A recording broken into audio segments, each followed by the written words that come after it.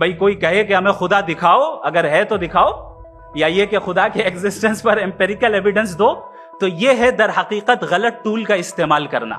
ये ऐसा ही है कि जावेद साहब मुझसे ये मुतालबा करें कि मुफ्ती साहब आप मेटल डिटेक्टर के जरिए प्लास्टिक डिटेक्ट करके दिखाएं। कोई ये तो बहुत ही अहमखाना बात होगी कि कोई आदमी कहे साहब अगर खुदा है तो मुझे दिखाइए।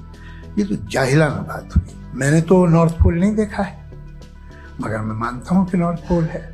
अगर आज हमारे जावेद अख्तर साहब ऐसी कोई अकली दलील और लॉजिकल एविडेंस दें खुदा के ना होने पर जो डेफिनेट भी हो, तो मैं ये ऐलान करता हूं कि यकीनन मैं उस एविडेंस को कबूल करूंगा और उस पर गौर करूंगा। जो मजहब मांगता है आपसे, हर मजहब फेथ मांगता है। फेथ का मतलब यह है कि ना कोई गवाह हो, ना कोई सबूत हो, ना कोई रैशनल हो, ना कोई लॉजिक हो, ना कोई प्रूफ हो, मगर तुम एक बात को मानो। ऐसा आइलैंड जहां पे हमसे पहले कोई कभी नहीं गया। चलते चलते आपके सामने अचानक आपने देखा एक पिंक कलर की बॉल पड़ी हुई है।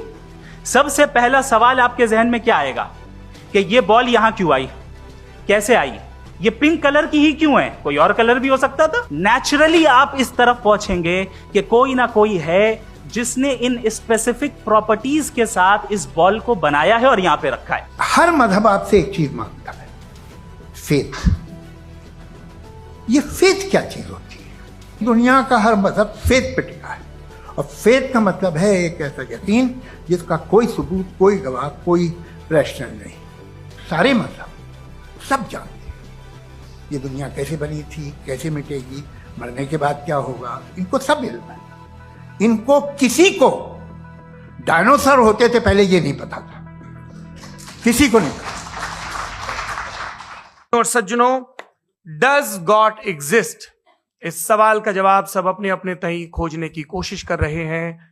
कोई इसको गॉड डैम पार्टिकल की खोज बताता है, कोई गॉड पार्टिकल की खोज बताता है, कोई हिग्स बोसान की खोज बताता है, कोई ये सवाल जवाब तलाशने की कोशिश करता है कि मास एग्जिस्टेंस में आखिर आया कैसे, हुआ क्या था, सृष्टि के पहले, समय के पहले क्या था। और कोई ये कहता है कि ये सारी खोजें जिस मस्तिष्क में हो रही हैं प्रकृति के क्रम में, वो कैसे विकसित हुआ।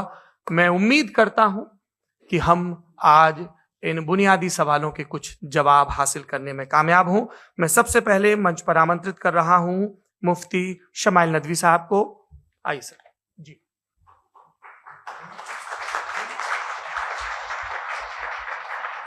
तमाम तारीफें उस क्रिएटर के लिए जिसने इस यूनिवर्स को एक मकसद के तहत पैदा किया है।